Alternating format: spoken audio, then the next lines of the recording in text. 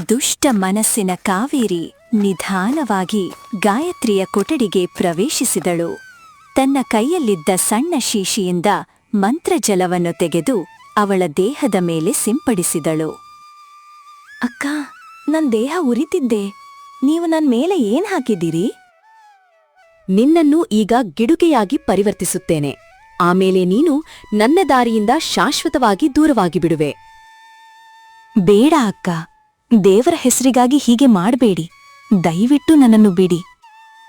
ಅಷ್ಟ್ರಲ್ಲಿ ಸುತ್ತಮುತ್ತ ಪ್ರಖರವಾದ ಬೆಳಕು ಹರಡಿತು. ಕ್ಷಣಾರ್ಧದಲ್ಲಿ ಗಾಯತ್ರಿ ಸುಂದರವಾದ ಗಿಡುಗೆಯಾಗಿ ಬದಲಾಗಿಬಿಟ್ಟಳು.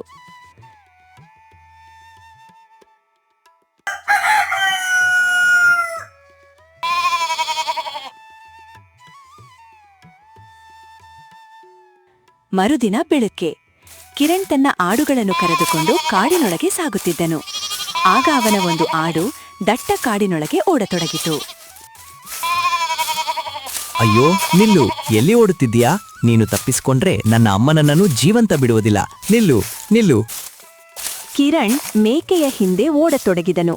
ಆಗ ದೊಡ್ಡ ಮರದ ಕೆಳಗೆ ಕಾವೇರಿ ಒಂದು ಪಂಜರದಲ್ಲಿ ಗಿಡುಗೆಯನ್ನು ಹಿಡಿದು ಕುಳಿತಿರುವುದನ್ನು ಅವನು ಕಂಡನು. ಅಯ್ಯೋ, ನಾನು ಇದುವರೆಗೂ ಗಿಳಿಯನ್ನು ಮಾತ್ರ ಪಂಜರದಲ್ಲಿ ನೋಡಿದ್ದೇನೆ. ಆದರೆ ಗಿಡುಗಿಯನ್ನು ಯಾರು ಹೀಗೆ ಬಂಧಿಸುತ್ತಾರೆ? ಏಕೆ ಹೀಗೆ ನನ್ನ ಗಿಡುಗನನ್ನ ನೋಡುತ್ತಿದ್ದೀಯಾ? ಅದು ನಾನು ಇಷ್ಟು ದಿನ ಗಿಡುಗನನ್ನು ಪಂಜರದಲ್ಲಿ ನೋಡಿರಲಿಲ್ಲ. ಅದಕ್ಕೆ ಆಶ್ಚರ್ಯವಾಯಿತು.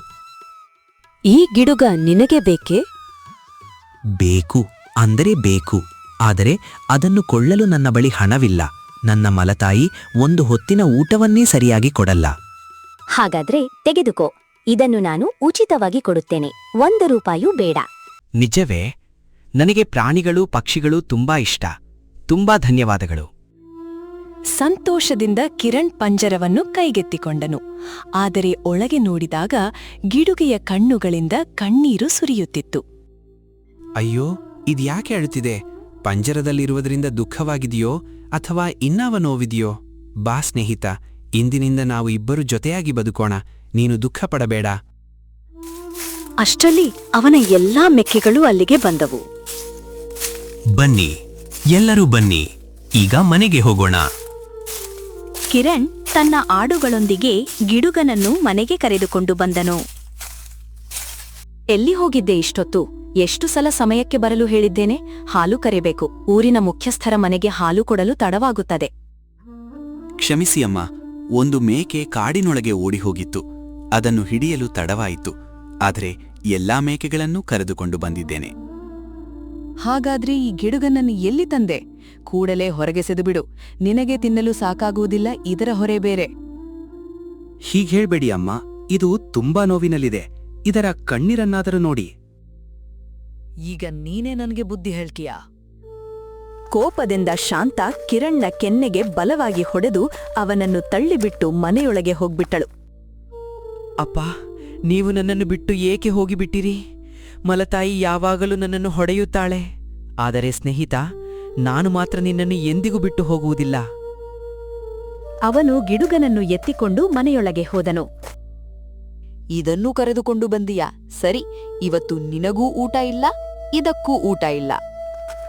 ಆ ದಿನ ರಾತ್ರಿ ಇಬ್ಬರಿಗೂ ಊಟ ಸಿಗಲಿಲ್ಲ. ಪರವಾಗಿಲ್ಲ ಸ್ನೇಹಿತ, ನಮಗೆ ಇಂದು ಊಟ ಸಿಗದಿದ್ದರೂ ನಿನ್ನನ್ನು ನಾನು ಎಂದಿಗೂ ಬಿಡುವುದಿಲ್ಲ. ಇಬ್ಬರೂ ಮಲಗಲು ಪ್ರಯತ್ನಿಸಿದರು. ಆದರೆ ಗಿಡುಗನ ಕಣ್ಣೀರು ಮಾತ್ರ ನಿಲ್ಲಲಿಲ್ಲ. ನೀನು ಇನ್ನೂ ಯಾಕೆ ಹೇಳ್ತಿದ್ದೀಯಾ? ನಿನಗೆ ಈ ಪಂಜರವೇ ಇಷ್ಟವಿಲ್ಲ ಅನಿಸುತ್ತಿದೆ. ಒಂದ್ ಕೆಲಸ ಮಾಡ್ತೇನೆ. ಕಿರಣ್ ನಿಧಾನವಾಗಿ ಪಂಜರದ ಬಾಗಿಲು ತೆರೆದು ಗಿಡುಗನನ್ನು ಹೊರಗೆ ಬಿಟ್ಟನು. ಆದರೆ ಆಶ್ಚರ್ಯ, ಗಿಡುಗ ಹಾರಿ ಹೋಗಲಿಲ್ಲ. ಅದು ಕಿರಣ್ನ ಪಕ್ಕದಲ್ಲೇ ಕುಳಿತುಕೊಂಡಿತು. ಅದ್ಭುತ! ನೀನು ನನ್ನನ್ನು ನಂಬಿದ್ದೀಯಾ, ನಾನು ನಿನ್ನನ್ನು ನಂಬಿದ್ದೇನೆ. ಈಗ ನಮ್ಮಿಬ್ಬರ ಮಧ್ಯೆ ಈ ಪಂಜರದ ಗೋಡೆ ಇಲ್ಲ. ಅದರ ಅಗತ್ಯವೇ ಇಲ್ಲ ಸ್ನೇಹಿತ. ನಾವು ಹೀಗೆ ಸ್ನೇಹಿತರಾಗಿಯೇ ಇರುತ್ತೇವೆ. ಕಿರಣ್ ತನ್ನ ಜೇಬಿನಿಂದ ಒಂದು ಮುಷ್ಟಿ ಕಡಲೆಯನ್ನ ತೆಗೆದನು. ಇದು ಸ್ನೇಹಿತ, ಕಡ್ಲೆ ತಿನ್ನು. ಇಂದು ನಾನು ಆಡು ಮೇಯಿಸುತ್ತಿದ್ದಾಗ ಒಬ್ಬ ವಯಸ್ಸಾದ ತಾತ ಇದನ್ನು ನನಗೆ ತಿನ್ನಲು ಕೊಟ್ಟರು. ನಾನು ನಿನಗಾಗಿಯೇ ಉಳಿಸಿಕೊಂಡಿದ್ದೆ. ತೆಗೆದುಕೋ, ನೀನಿಗೂ ತುಂಬಾ ಹಸಿವಾಗಿರಬೇಕು. ನಾಚಿಕೊಳ್ಬೇಡ, ತಿನ್ನು. ಕಿರಣ್ ಕಡಲೆಯನ್ನು ಗಿಡುಗನ ಮುಂದೆ ಇಟ್ಟನು. ಹಲವಾರು ದಿನಗಳಿಂದ ಊಟ ಮಾಡದವನಂತೆ ಗಿಡುಗ ಆತುರದಿಂದ ತಿನ್ನತೊಡಗಿತು. ಹೀಗೆ 2-3 ದಿನಗಳು ಕಳೆದು ಹೋದವು.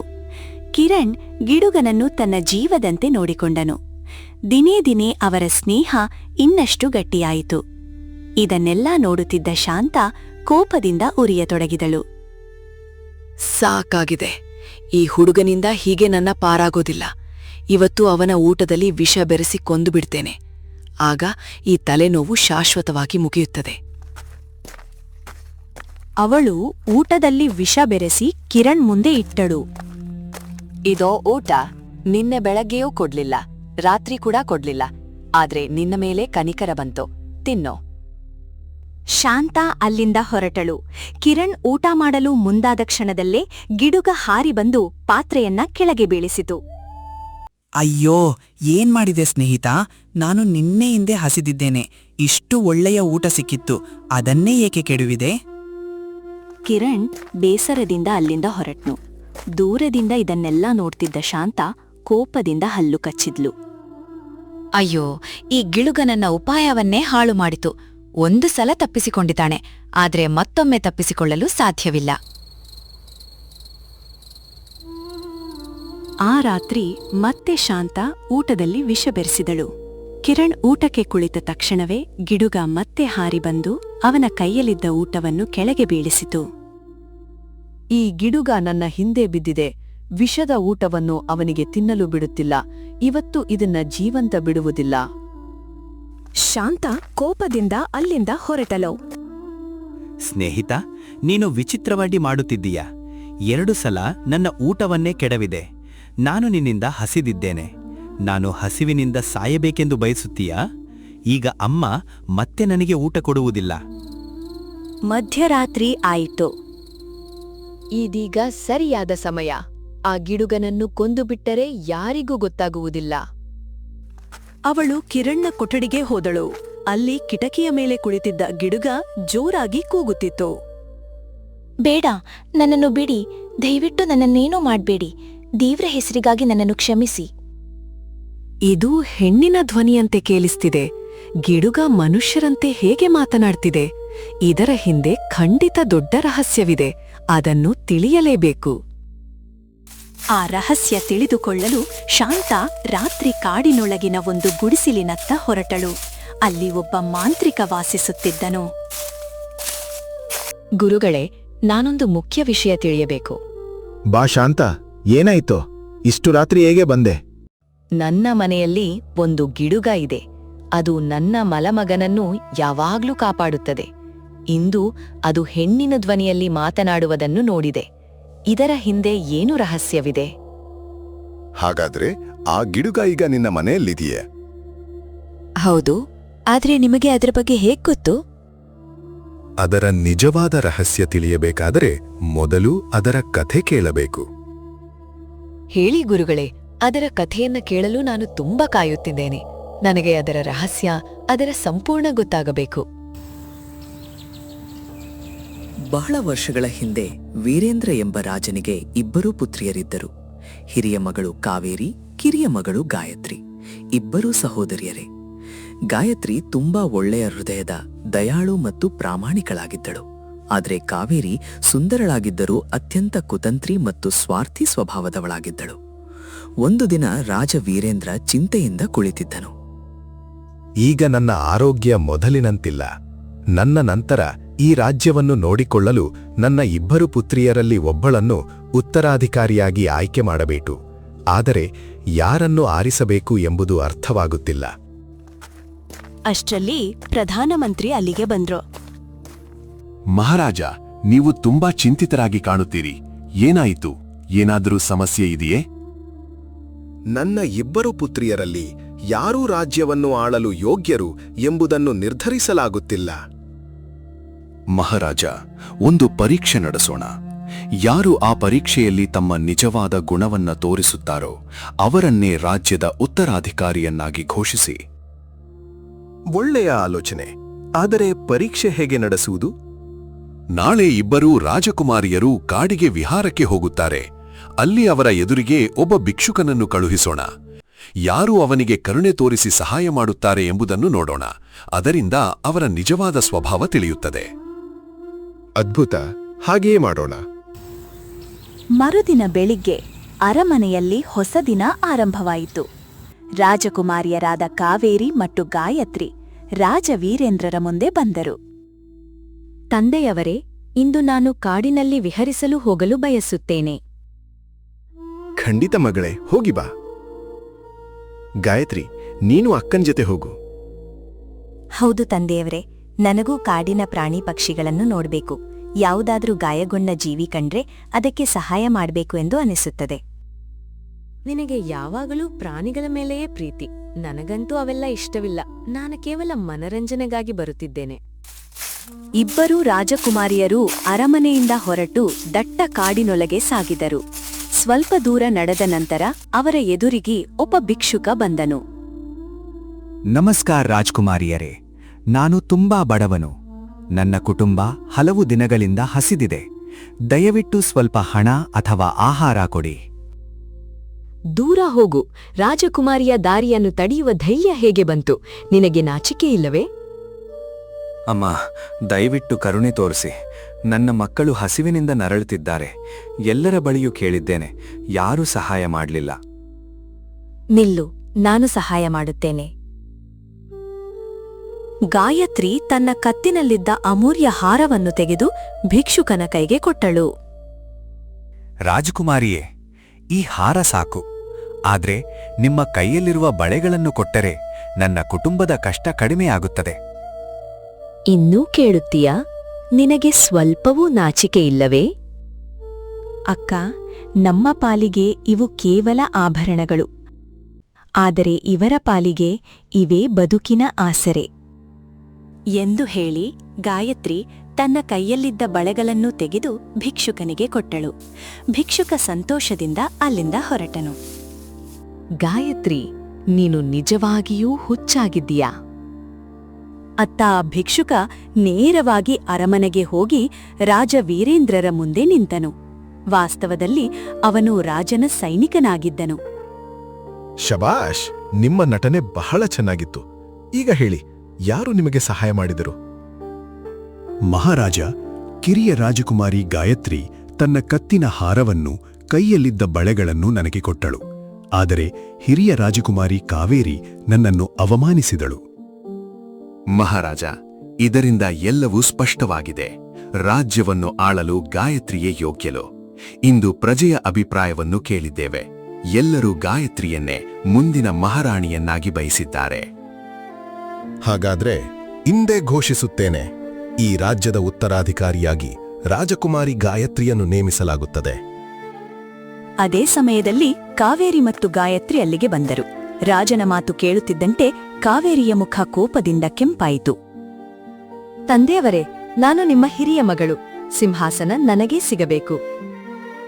ಮಗಳೇ, ನಾನು ಪ್ರಜೆಯ ಇಚ್ಛೆಗೆ ವಿರುದ್ಧವಾಗಿ ಹೋಗಲಾರೆ. ಇಂದು ನಿಮ್ಮಿಬ್ಬರಿಗೂ ಪರೀಕ್ಷೆ ನಡೆಸಿದ್ದೆವು. ಆ ಭಿಕ್ಷುಕ ನಮ್ಮ ಸೈನಿಕನೇ ಆಗಿದ್ದ. ನಿಮ್ಮ ಹೃದಯವನ್ನು ಪರೀಕ್ಷಿಸಲು ಅವನನ್ನು ಕಳುಹಿಸಿದ್ದೆವು. ಗಾಯತ್ರಿ ಆ ಪರೀಕ್ಷೆಯಲ್ಲಿ ಯಶಸ್ವಿಯಾದಳು. ಈ ಮಾತು ಕೇಳಿದ ಕಾವೇರಿ ಕೋಪದಿಂದ ಅಲ್ಲಿಂದ ಹೊರಟು ಹೋದಳು. ಏನೇ ಆದ್ರೂ ಗಾಯತ್ರಿಯನ್ನು ನನ್ನ ದಾರಿಯಿಂದ ತೆಗ್ದ್ಹಾಕ್ತೇನೆ. ಕಾವೇರಿ ರಹಸ್ಯವಾಗಿ ಅರಮನೆಯಿಂದ ಹೊರಟು ಕಾಡಿನೊಳಗಿನ ಮಾಂತ್ರಿಕನ ಗುಡಿಸಲಿಗೆ ತಲುಪಿದಳು. ಬಾ ರಾಜಕುಮಾರಿ, ಈ ಹೊತ್ತಿಗೇಕೆ ಬಂದೆ? ನನ್ನ ತಂಗಿಯನ್ನು ನನ್ನ ದಾರಿಯಿಂದ ದೂರ ಮಾಡಬೇಕು. ತಂದೆ ಅವಳನ್ನೇ ಮಹಾರಾಣಿಯನ್ನಾಗಿ ಮಾಡಲು ನಿರ್ಧರಿಸಿದ್ದಾರೆ. ಅದಕ್ಕೆ ಬೆಲೆ ತೆರಬೇಕಾಗತ್ತೆ. ಎಷ್ಟು ಬೆಲೆ ಬೇಕಾದ್ರೂ ಕೊಡ್ತೀನಿ. ನನಗೆ ಬೇಕಿರೋದು ಒಂದೇ, ಗಾಯತ್ರಿ ನನ್ನ ಜೀವನದಿಂದ ದೂರವಾಗಬೇಕು. ಮಾಂತ್ರಿಕ ಮಂತ್ರಗಳನ್ನು ಜಪಿಸಿ ಒಂದು ಸಣ್ಣ ಶಿಶಿಯಲ್ಲಿ ಮಂತ್ರಜಲವನ್ನು ತುಂಬಿದನು. ಈ ಮಂತ್ರ ಜಲವನ್ನು ತೆಗೆದುಕೋ, ನಿನ್ನ ತಂಗಿಯ ಮೇಲೆ ಸಿಂಪಡಿಸು. ನಂತರ ನೀನು ಬಯಸುವ ಯಾವುದೇ ರೂಪಕ್ಕೆ ಅವಳು ಬದಲಾಗುತ್ತಾಳೆ. ತುಂಬಾ ಧನ್ಯವಾದಗಳು ಗುರುಗಳೇ. ಕಾವೇರಿ ತಕ್ಷಣ ಅರಮನೆಗೆ ಮರಳಿದಳು. ಬೆಳಗಾಗುವ ಮೊದಲು ಗಾಯತ್ರಿಯನ್ನ ಗಿಡುಗನನ್ನಾಗಿ ಮಾಡಿಬಿಡಬೇಕು. ಆಗ ಯಾರಿಗೂ ಅವಳನ್ನ ಗುರುತಿಸಲು ಸಾಧ್ಯವಾಗುವುದಿಲ್ಲ. ಅವಳು ನಿಧಾನವಾಗಿ ಗಾಯತ್ರಿಯ ಕೊಠಡಿಗೆ ಪ್ರವೇಶಿಸಿ ಮಂತ್ರಜಲವನ್ನು ಅವಳ ಮೇಲೆ ಸಿಂಪಡಿಸಿದಳು. ಅಕ್ಕ, ನನ್ನ ದೇಹ ಉರಿತಿದೆ. ನನ್ಮೇಲೆ ಏನ್ ಹಾಕಿದ್ದೀರಿ? ನಿನ್ನನ್ನು ಗಿಡುಗನನ್ನಾಗಿ ಮಾಡುತ್ತಿದ್ದೇನೆ. ಇನ್ನು ನೀನು ನನ್ನ ದಾರಿಯಲ್ಲಿ ಎಂದಿಗೂ ಕಾಣಿಸಿಕೊಳ್ಳುವುದಿಲ್ಲ. ಬೇಡ ಅಕ್ಕ, ದೇವರ ಹೆಸರಿಗಾಗಿ ಹೀಗೆ ಮಾಡ್ಬೇಡಿ, ನನ್ನನ್ನು ಕ್ಷಮಿಸಿ. ಅಷ್ಟರಲ್ಲಿ ಕೋಣೆಯೆಲ್ಲ ದಿವ್ಯ ಪ್ರಕಾಶದಿಂದ ತುಂಬಿತು. ಕ್ಷಣಾರ್ಥದಲ್ಲಿ ಗಾಯತ್ರಿ ಒಂದು ಗಿಡುಗೆಯಾಗಿ ಬದಲಾಯಿತು. ಕಾವೇರಿ ಕೂಡಲೇ ಆ ಗಿಡುಗೆಯನ್ನು ಒಂದು ಪಂಜರದಲ್ಲಿ ಬಂಧಿಸಿದಳು. ಇನ್ನು ಯಾರೂ ನಿನ್ನನ್ನು ಗುರುತಿಸುವುದಿಲ್ಲ. ಈಗ ಈ ರಾಜ್ಯದ ಸಿಂಹಾಸನ ನನ್ನದೇ. ನಿನ್ನನ್ನು ಇಲ್ಲಿಂದ ಬಹಳ ದೂರ ಕರೆದೊಯ್ದು ಬಿಟ್ಟು ಬಿಡುತ್ತೇನೆ. ಆಗ ಯಾರಿಗೂ ನಿನ್ನ ಸುಳಿವೂ ಸಿಗುವುದಿಲ್ಲ. ಬೆಳಗಿನ ಮೊದಲ ಕಿರಣ ಮೂಡುತ್ತಿದ್ದಂತೆ ಕಾವೇರಿ ಪಂಜರವನ್ನು ಹಿಡಿದು ದಟ್ಟ ಕಾಡಿನೊಳಗೆ ಹೋದಳು. ಅಲ್ಲಿಯೇ ಗಿಡುಗನನ್ನು ಕಿರಣ್ಗೆ ಕೊಟ್ಟು ತಕ್ಷಣ ಅರಮನೆಗೆ ಹಿಂದಿರುಗಿದಳು. ಅರಮನೆಯಲ್ಲಿ ರಾಜ ವೀರೇಂದ್ರ ಆತಂಕದಿಂದ ಗಾಯತ್ರಿಯನ್ನು ಹುಡುಕುತ್ತಿದ್ದರು. ತಂದೆ ಅವರೇ, ನಿನ್ನೆ ರಾತ್ರಿಯೇ ಅವಳು ತನ್ನ ಕೊಠಡಿಯಲ್ಲಿ ಇರಲಿಲ್ಲ. ಎಲ್ಲೆಲ್ಲೂ ಹುಡುಕಿದೆ, ಎಲ್ಲಿಯೂ ಸಿಗಲಿಲ್ಲ. ಯಾರೊಂದಿಗೂ ಓಡಿ ಹೋಗಿರಬಹುದು. ಇಲ್ಲ, ಅದು ಸಾಧ್ಯವೇ ಇಲ್ಲ. ನನ್ನ ಮಗಳು ಹೀಗೆ ಮಾಡುವವಳಲ್ಲ. ನನ್ನ ಮಾತನ್ನ ನಂಬಿ ತಂದೆಯವರೇ, ಅವಳು ಓಡಿ ಹೋಗಿರಲಿಲ್ಲ ಅಂದ್ರೆ ಅರಮನೆಯಲ್ಲೇ ಇರುತ್ತಿದ್ದಳು. ರಾಜ ವೀರೇಂದ್ರ ದುಃಖದಿಂದ ಕಣ್ಣೀರು ಸುರಿಸಿದರು. ನನ್ನ ಮಗಳು ನನ್ನನ್ನು ಬಿಟ್ಟು ಹೋಗುವುದಿಲ್ಲ. ಇದು ನಿಜವಾಗಿರಲಾರದು. ಅವಳು ನಿಮ್ಮ ಗೌರವಕ್ಕೆ ಧಕ್ಕೆ ತಂದಿದ್ದಾಳೆ. ಈ ರಾಜ್ಯದ ಮಹಾರಾಣಿಯಾಗಲು ಅರ್ಹಳು ನಾನೇ. ಸರಿ, ಮುಂಬರುವ ಹುಣ್ಣಿಮೆಯ ದಿನ ನಿನ್ನನ್ನು ಉತ್ತರಾಧಿಕಾರಿಯಾಗಿ ಘೋಷಿಸುತ್ತೇನೆ. ಆದರೆ ಅಷ್ಟರೊಳಗೆ ಗಾಯತ್ರಿಯನ್ನು ಹುಡುಕುವ ಪ್ರಯತ್ನ ಮುಂದುವರಿಸು. ಇತ್ತ ಶಾಂತಾಗೆ ಈಗ ಎಲ್ಲ ರಹಸ್ಯವೂ ತಿಳಿದುಬಿಟ್ಟಿತ್ತು. ಹಾಗಾದ್ರೆ ನನ್ನ ಮನೆಯಲ್ಲಿರುವ ಗಿಡುಗ ಸಾಮಾನ್ಯ ಪಕ್ಷಿಯಲ್ಲ, ಅವಳೇ ರಾಜ್ಕುಮಾರಿ ಗಾಯತ್ರಿ. ಮಾಂತ್ರಿಕನಿಗೆ ಧನ್ಯವಾದ ಹೇಳಿದ ಶಾಂತ ನೇರವಾಗಿ ಅರಮನೆಗೆ ಹೊರಟಳು. ಅರಮನೆಯ ಉದ್ಯಾನವನದಲ್ಲಿ ಕಾವೇರಿ ಒಬ್ಬಳೇ ಕುಳಿತಿದ್ದಳು. ಹೇಗಿದ್ದೀರಿ ರಾಜಕುಮಾರಿ ಕಾವೇರಿಯವರೇ? ನೀನ್ ಯಾರು? ಇಲ್ಲೇಕೆ ಬಂದಿದೀಯಾ? ನನ್ನನ್ನು ಹೆದರಿಸಲು ಸಾಧ್ಯವಿಲ್ಲ. ನಿಮ್ಮ ಎಲ್ಲಾ ರಹಸ್ಯ ನನಗೆ ಗೊತ್ತು. ನಿಮ್ಮ ತಂಗಿ ಗಾಯತ್ರಿಯನ್ನು ಗಿಡುಗನನ್ನಾಗಿ ಮಾಡಿದಡ್ಡು ನನಗೆ ತಿಳಿದಿದೆ. ಆ ಗಿಡುಗ ಈಗ ನನ್ನ ಮನೆಯಲ್ಲಿದೆ. ಸುಳ್ಳು, ನೀನು ಸುಳ್ಳು ಹೇಳುತ್ತಿದ್ದೀಯಾ? ನಾನು ರಾಜನಿಗೆ ಎಲ್ಲವನ್ನೂ ಹೇಳಬಹುದು. ಆಗ ನೀವು ಮಹಾರಾಣಿಯಾಗುತ್ತೀರಾ ಅಥವಾ ಕಾರಾಗೃಹಕ್ಕೆ ಹೋಗುತ್ತೀರಾ? ಬೇಡ, ದಯವಿಟ್ಟು ಹಾಗೆ ಮಾಡಬೇಡ. ನಿನಗೆ ಬೇಕಾದಷ್ಟು ಹಣ ಕೊಡ್ತೇನೆ. ಆದ್ರೆ ಆ ಗಿಡಿಗೆಯನ್ನು ಕೊಂದು ಎಲ್ಲೂ ಎಸೆದು ಬಿಡು. ನನಗೆ 100 ಚಿನ್ನದ ನಾಣ್ಯಗಳು ಬೇಕು. ಇಷ್ಟು ದೊಡ್ಡ ರಹಸ್ಯವನ್ನು ಮುಚ್ಚಿಡಲು ಅದು ಹೆಚ್ಚು ಅಲ್ಲ.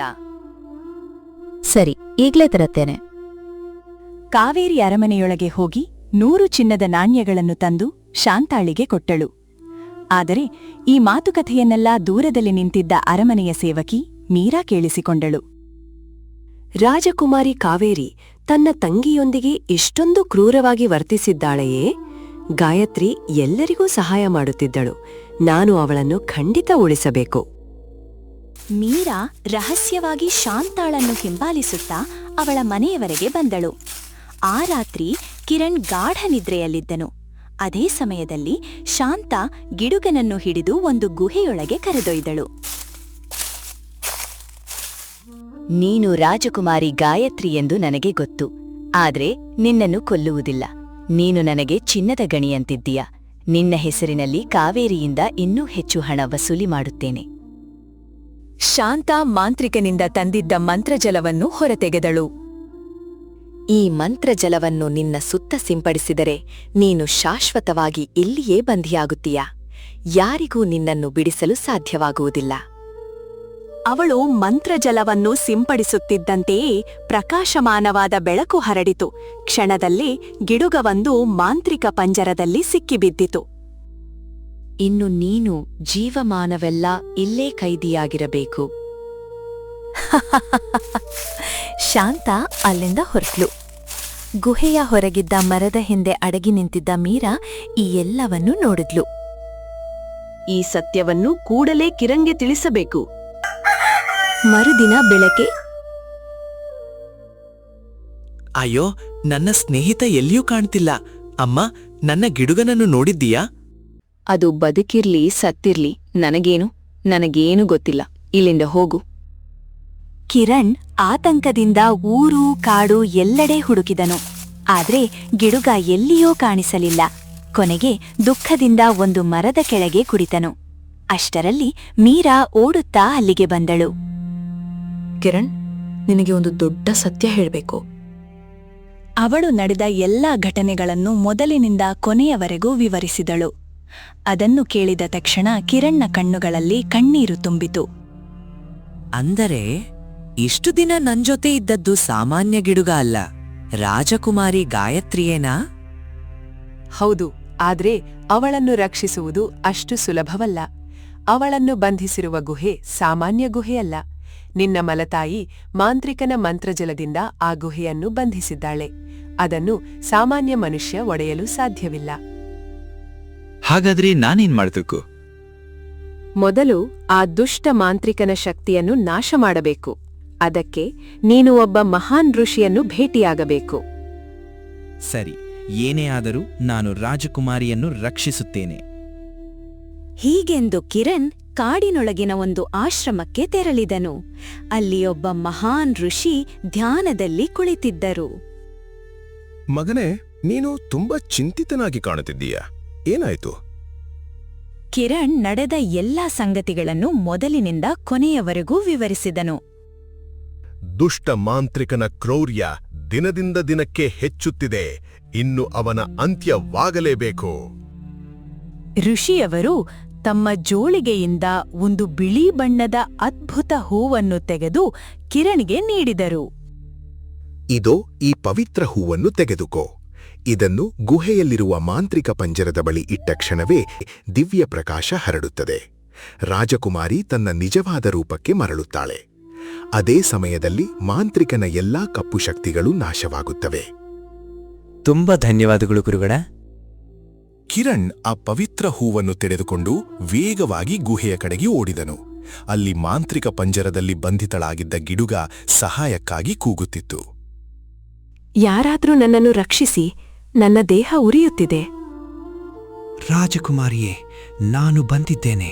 ಹೆದರಬೇಡಿ, ಈಗಲೇ ನಿಮ್ಮನ್ನು ಬಿಡುಗಡೆ ಮಾಡುತ್ತೇನೆ. ಕಿರಣ್ ಬಿಳಿ ಹೂವನ್ನು ಮಾಂತ್ರಿಕ ಪಂಜರದ ಹತ್ತಿರ ಇಟ್ಟ ತಕ್ಷಣ ಪ್ರಖರವಾದ ದಿವ್ಯ ಬೆಳಕು ಹರಡಿತು. ಕೆಲವೇ ಕ್ಷಣಗಳಲ್ಲಿ ಗಿಡುಗ ಮತ್ತೆ ಸುಂದರ ರಾಜಕುಮಾರಿ ಗಾಯತ್ರಿಯಾಗಿ ಮಾರ್ಪಟ್ಟಳು. ನಾನು ಮತ್ತೆ ನನ್ನ ನಿಜವಾದ ರೂಪಕ್ಕೆ ಬಂದಿದ್ದೇನೆ. ಕಿರಣ್, ನಿನಗೆ ನಾನು ಜೀವನ ಪೂರ್ತಿ ಋಣಿಯಾಗಿದ್ದೇನೆ. ನಿಮ್ ಜೊತೆ ಅನ್ಯಾಯವಾಗಿದೆ ಎಂದು ನನಗೆ ಮೊದಲೇ ಅನಿಸಿತ್ತು. ಆದರೆ ನೀವು ರಾಜ್ಕುಮಾರಿ ಎಂದು ಮಾತ್ರ ತಿಳಿದಿರಲಿಲ್ಲ. ನಾಳೆಯೇ ರಾಜ್ಯಾಭಿಷೇಕ ನಡೆಯಲಿದೆ. ನನ್ನ ಅಕ್ಕ ಮೋಸದಿಂದ ಈ ರಾಜ್ಯವನ್ನ ನಾಶ ಮಾಡಲು ನಾನೆಂದಿಗೂ ಬಿಡೋದಿಲ್ಲ. ಬೇಗ ಅರಮನೆಗೆ ಹೋಗೋಣ. ಇಬ್ಬರೂ ಗುಹೆಯಿಂದ ಹೊರಡುವಷ್ಟರಲ್ಲಿ ನಿಲೆ, ನನ್ನ ಎಲ್ಲ ಕಪ್ಪು ಶಕ್ತಿಗಳನ್ನು ನಾಶ ಮಾಡುವ ಧೈರ್ಯ ನಿಮಗೆ ಹೇಗೆ ಬಂತು? ಇದಕ್ಕೆ ನೀವು ಬೆಲೆ ತೆರಲೇಬೇಕು. ಮಾಂತ್ರಿಕ ಕಿರಣನ ಮೇಲೆ ದಾಳಿ ಮಾಡಲು ಮುಂದಾದನು. ದುಷ್ಟತನೆಯ ಅಂತ್ಯ ಯಾವಾಗಲೂ ಹೀಗೆಯೇ ಆಗುತ್ತದೆ. ಅವನು ಋಷಿಯವರು ಕೊಟ್ಟಿದ್ದ ಪವಿತ್ರ ಬಿಳಿ ಹೂವನ್ನು ಮಾಂತ್ರಿಕನ ಕಡೆಗೆ ಎಸೆದನು. ಕ್ಷಣದಲ್ಲೇ ಮಾಂತ್ರಿಕನ ದೇಹ ಬೆಂಕಿಯಲ್ಲಿ ಹೊತ್ತಿ ಉರಿಯತೊಡಗಿತು. ಇಲ್ಲ, ಇದು ಸಾಧ್ಯವಿಲ್ಲ. ನನ್ನ ದೇಹ ಸುಡುತ್ತಿದೆ. ನಾನು ನಿಮ್ಮನ್ನು ಬಿಡುವುದಿಲ್ಲ. ಕೆಲವೇ ಕ್ಷಣಗಳಲ್ಲಿ ಆ ದುಷ್ಟ ಮಾಂತ್ರಿಕನು ಸಂಪೂರ್ಣವಾಗಿ ಸುಟ್ಟು ಬೂದಿಯಾದನು. ಕಿರಣ್, ನೀನು ಸಾಧಿಸಿದ್ದೀಯಾ? ಇನ್ನು ನಮ್ಮ ರಾಜ್ಯದ ಮೇಲೆ ಕಪ್ಪು ಶಕ್ತಿಗಳ ಭಯವೇ ಇಲ್ಲ. ಬಾ ಕಿರಣ್, ಈಗ ನಾವು ಅರಮನೆಗೆ ಹೋಗಿ ನಡೆದ ವಿಚಾರವನ್ನೆಲ್ಲ ನಮ್ಮ ತಂದೆಯವರಿಗೆ ಮೊದಲು ತಿಳಿಸಬೇಕು. ಈಗಾಗಲೇ ಅವರು ತುಂಬಾ ಹುಡುಕಾಡಿರಬೇಕು. ಬಾ ಕಿರಣ್, ಬೇಗ ಹೋಗೋಣ. ಇಬ್ಬರೂ ತಕ್ಷಣ ಅಲ್ಲಿಂದ ಹೊರಟ್ರು. ಸುಮಾರು ದೂರ ನಡೆದ ನಂತರ ಅರಮನೆಗೆ ತಲುಪಿದರು. ಗಾಯತ್ರಿ, ನನ್ನ ಮಗಳೇ, ನೀನು ಎಲ್ಲಿದ್ದೆ? ನಿನ್ನನ್ನು ಹುಡುಕುತ್ತಾ ನಾನು ಕಂಗೆಟ್ಟಿದ್ದೆ. ಮತ್ತೆ ಈ ಯುವಕ ಯಾರು? ನೀನು ಇವನ ಜೊತೆ ಹೋಗಿದ್ದೀಯೇ? ಮಹಾರಾಜ, ನಿಮಗೆ ತಪ್ಪು ತಿಳುವಳಿಕೆಯಾಗಿದೆ. ರಾಜಕುಮಾರಿ ಯಾವುದೇ ಯುವಕನ ಜೊತೆ ಹೋಗಿರಲಿಲ್ಲ. ಅವರು ಗಿಡುಗನ ರೂಪದಲ್ಲಿ ಮಾಂತ್ರಿಕನ ಗುಹೆಯಲ್ಲಿ ಬಂಧಿತರಾಗಿದ್ದರು. ಏನು ಹೇಳ್ತಿದ್ಯಾ? ನಡೆದದನ್ನೆಲ್ಲ ವಿವರವಾಗಿ ಹೇಳು. ತಂದೆಯವರೇ, ಅಕ್ಕ ಕಾವೇರಿ ಮಾಂತ್ರಿಕನ ಸಹಾಯದಿಂದ ನನ್ನನ್ನು ಗಿಡುಗನನಾಗಿ ಪರಿವರ್ತಿಸಿದಳು. ನಂತರ ನನ್ನನ್ನು ಕಿರಣ್ಗೆ ಕೊಟ್ಟಳು. ಅಲ್ಲದೆ ಕಿರಣ್ನ ಮಲತಾಯಿಗೆ ಹಣ ನೀಡಿ ನನ್ನನ್ನು ಕೊಲ್ಲಲು ಕೂಡ ಪ್ರಯತ್ನಿಸಿದಳು. ಕಿರಣ್ ನನ್ನನ್ನು ರಕ್ಷಿಸದಿದ್ದರೆ ನಾನು ಇಂದು ಜೀವಂತವಾಗಿರುತ್ತಿರಲಿಲ್ಲ. ಏನು, ನನ್ನ ಮಗಳು ಇಷ್ಟೊಂದು ಭೀಕರ ಕೆಲಸ ಮಾಡಿದ್ದಾಳೆ? ಇದು ನಿಜವಾದರೆ ಅವಳಿಗೆ ಕಠಿಣ ಶಿಕ್ಷೆ ಖಂಡಿತ ಸಿಗುತ್ತದೆ. ಕಾವೇರಿ, ಕಾವೇರಿ, ಎಲ್ಲಿದ್ದೀಯಾ? ಕೂಡಲೇ ಸಭೆಗೆ ಬಾ. ಸ್ವಲ್ಪ ಹೊತ್ತಿನ ನಂತರ ಕಾವೇರಿ ರಾಜಸಭೆಗೆ ಬಂದಳು. ಅಲ್ಲಿ ತನ್ನ ಎದುರು ಜೀವಂತವಾಗಿ ನಿಂತಿದ್ದ ಗಾಯತ್ರಿಯನ್ನು ಕಂಡ ಕ್ಷಣವೇ ಅವಳ ಮುಖ ಬೆವೆಲಿತು. ಭಯದಿಂದ ಅವಳ ದೇಹವೇ ನಡುಗತೊಡಗಿತು. ಇವಳು ಮತ್ತೆ ಮಾನವ ರೂಪಕ್ಕೆ ಹೇಗೆ ಬಂದಳು? ಇಲ್ಲಿಗೆ ಹೇಗೆ ತಲುಪಿದಳು? ದೇವರೇ, ಈಗ ತಂದೆಯವರು ನನಗೆ ಏನು ಶಿಕ್ಷೆ ಕೊಡಲಿದ್ದಾರೆ? ಕಾವೇರಿ, ನೀನು ನಿನ್ನ ಸ್ವಂತ ತಂಗಿಯನ್ನೇ ಗಿಡುಗನನ್ನಾಗಿ ಪರಿವರ್ತಿಸಿ ಬಂಧಿಸಿದ್ದೀಯಾ. ಇಂತಹ ಭೀಕರ ಅಪರಾಧಕ್ಕೆ ಶಿಕ್ಷೆ ತಪ್ಪದು. ತನ್ನ ತಂಗಿಯ ಮೇಲೆಯೇ ಇಷ್ಟು ಕ್ರೂರವಾಗಿ ನಡೆದುಕೊಳ್ಳುವವಳು ಪ್ರಜೆಯೊಂದಿಗೆ ಹೇಗೆ ವರ್ತಿಸುತ್ತಾಳೆ? ಸೈನಿಕರೇ, ರಾಜಕುಮಾರಿ ಕಾವೇರಿಯನ್ನೂ ಕೂಡಲೇ ಬಂಧಿಸಿ ಕಾರಾಗೃಹಕ್ಕೆ ಕರೆದೊಯ್ಯಿರಿ. ಬೇಡ ತಂದೆಯವರೇ, ನನ್ನನ್ನು ಕ್ಷಮಿಸಿ. ನನ್ನಿಂದ ದೊಡ್ಡ ತಪ್ಪಾಗಿದೆ. ಇನ್ನು ಮುಂದೆ ಎಂದಿಗೂ ಹೀಗೆ ಮಾಡುವುದಿಲ್ಲ. ನನಗೆ ಇನ್ನೊಂದು ಅವಕಾಶ ನೀಡಿ. ಇಲ್ಲ, ನಿನಗೆ ಮತ್ತೊಂದು ಅವಕಾಶ ಸಿಗುವುದಿಲ್ಲ. ಅವಳನ್ನು ಕರೆದುಕೊಂಡು ಹೋಗಿ. ಸೈನಿಕರು ಕಾವೇರಿಯನ್ನು ಎಳೆದುಕೊಂಡು ಹೋಗಿ ಕಾರಾಗೃಹದಲ್ಲಿ ಬಂಧಿಸಿದರು. ಕಿರಣ್, ಮಗನೇ, ನನ್ನ ಮಗಳನ್ನು ಸುರಕ್ಷಿತವಾಗಿ ಮರಳಿ ಕರೆತಂದು ನಮ್ಮ ಮೇಲೆ ದೊಡ್ಡ ಉಪಕಾರ ಮಾಡಿದ್ದೀಯಾ. ಅದಕ್ಕಾಗಿ ನಿನಗೆ ಯೋಗ್ಯವಾದ ಬಹುಮಾನ ಕೊಡುತ್ತೇನೆ. ತಂದೆಯವರೇ, ನನಗೆ ಒಂದು ಆಸೆ ಇದೆ. ಹೇಳು ಮಗಳೇ, ನಿನ್ನ ಆಸೆ ಏನೆಂದು? ನಾನು ಕಿರಣ್ಣನ್ನು ವಿವಾಹವಾಗಲು ಬಯಸುತ್ತೇನೆ. ನಾನು ಗಿಡುಗನ ರೂಪದಲ್ಲಿದ್ದ ದಿನಗಳೆಲ್ಲ ಅವನ ಜೊತೆಗೇ ಇದ್ದೆ. ಅವನ ಹೃದಯ ಎಷ್ಟು ನಿರ್ಮಲವೋ ನಾನು ಸ್ವತಃ ಕಂಡಿದ್ದೇನೆ. ಒಂದು ಪಕ್ಷಿಯನ್ನೇ ಇಷ್ಟು ಪ್ರೀತಿಯಿಂದ ನೋಡಿಕೊಳ್ಳುವವನು ತನ್ನ ಪತ್ನಿಯನ್ನು ಎಷ್ಟು ಗೌರವದಿಂದ ನೋಡಿಕೊಳ್ಳುತ್ತಾನೋ ನನಗೆ ಗೊತ್ತಿದೆ. ಆದ್ದರಿಂದ ನಾನು ಅವನನ್ನೇ ನನ್ನ ಜೀವನ ಸಂಗಾತಿಯಾಡಿ ಆಯ್ಕೆ ಮಾಡುತ್ತೇನೆ. ಅದರಲ್ಲಿ ನಮಗೆ ಯಾವುದೇ ವಿರೋಧವಿಲ್ಲ. ರಾಜಕುಮಾರನಾಗಿರಲಿ ಅಥವಾ ಸಾಮಾನ್ಯ ಯುವಕನಾಗಿರಲಿ, ಮನುಷ್ಯನ ಹೃದಯವೇ ಮುಖ್ಯ. ಮಹಾರಾಜ, ನಾನು ಒಬ್ಬ ಬಡ ಕುರಿಗಾಹಿ, ಆಡುಗಳನ್ನು ಮೇಯಿಸುವ ಸಾಮಾನ್ಯ ಹುಡುಗ. ನಾನು ರಾಜಕುಮಾರಿಯನ್ನು ಹೇಗೆ ಮದುವೆಯಾಗಲು ಸಾಧ್ಯ? ಮಗನೇ, ಇದನ್ನೇ ವಿಧಿ ಎನ್ನುತ್ತಾರೆ. ನಿನ್ನ ಒಳ್ಳೆಯತನವೇ ನಿನ್ನನ್ನು ಇಲ್ಲಿವರೆಗೆ ತಂದಿದೆ. ಇನ್ನು ನೀನು ಕೇವಲ ಕುರಿಗಾಹಿಯಲ್ಲ, ಈ ರಾಜ್ಯದ ಭವಿಷ್ಯದ ರಾಜ. ನಾಳೆ ಶುಭ ಮುಹೂರ್ತವಿದೆ. ನಾಳೆಯೇ ನಿಮ್ಮಿಬ್ಬರ ವಿವಾಹವನ್ನು ಅದ್ಧೂರಿಯಾಗಿ ನೆರವೇರಿಸಲಾಗುವುದು. ಮರುದಿನ ರಾಜವೀರೇಂದ್ರರು ಗಾಯತ್ರಿಯ ರಾಜ್ಯಾಭಿಷೇಕವನ್ನು ವೈಭವದಿಂದ ನೆರವೇರಿಸಿದರು. ನಂತರ ಗಾಯತ್ರಿ ಮತ್ತು ಕಿರಣ್ಣವರ ವಿವಾಹವು ರಾಜಮರ್ಯಾದೆಯೊಂದಿಗೆ ಸಂಭ್ರಮದಿಂದ ನಡೆಯಿತು. ಕಿರಣ್ ತನ್ನ ದಯೆ, ಪ್ರಾಮಾಣಿಕತೆ ಮತ್ತು ಪ್ರೀತಿಯಿಂದ ಪ್ರಜೆಯ ಮನಗೆದ್ದ ರಾಜನಾದನು. ಗಾಯತ್ರಿ ಕರುಣೆ ಮತ್ತು ನ್ಯಾಯದಿಂದ ರಾಜ್ಯವನ್ನು ಆಳಿದಳು. ಇಬ್ಬರೂ ಸೇರಿ ರಾಜ್ಯವನ್ನು ಸುಖ, ಶಾಂತಿ ಮತ್ತು ಸಮೃದ್ಧಿಯಿಂದ ತುಂಬಿಸಿದರು. ಈ ಕಥೆ ನಮಗೆ ಹೇಳುವುದು ಒಂದೇ: ಒಳ್ಳೆಯ ಹೃದಯವೇ ಮನುಷ್ಯನ ದೊಡ್ಡ ಸಂಪತ್ತು. ದುಷ್ಟತನ ಎಷ್ಟೇ ಬಲವಾಗಿದ್ದರೂ ಕೊನೆಯಲ್ಲಿ ಸತ್ಯ ಮತ್ತು ಸತ್ಪ್ರವೃತ್ತಿಯೇ ಗೆಲ್ಲುತ್ತದೆ. ಸ್ನೇಹಿತರೆ, ನಿಮಗೆ ಈ ಮನಮುಟ್ಟುವ ಕಥೆ ಇಷ್ಟವಾಗಿದ್ದರೆ ವಿಡಿಯೋಗೆ ಲೈಕ್ ಮಾಡಿ, ನಿಮ್ಮ ಸ್ನೇಹಿತರೊಂದಿಗೆ ಹಂಚಿಕೊಳ್ಳಿ ಮತ್ತು ಇಂತಹ ಇನ್ನಷ್ಟು ಅದ್ಭುತ ಕನ್ನಡ ಕಥೆಗಳಿಗಾಗಿ ನಮ್ಮ ಚಾನೆಲ್ ಅನ್ನು ಸಬ್ಸ್ಕ್ರೈಬ್ ಮಾಡಿ. ಮತ್ತೆ ಹೊಸ ಕಥೆಯೊಂದಿಗೆ ಭೇಟಿಯಾಗೋಣ. ಧನ್ಯವಾದಗಳು.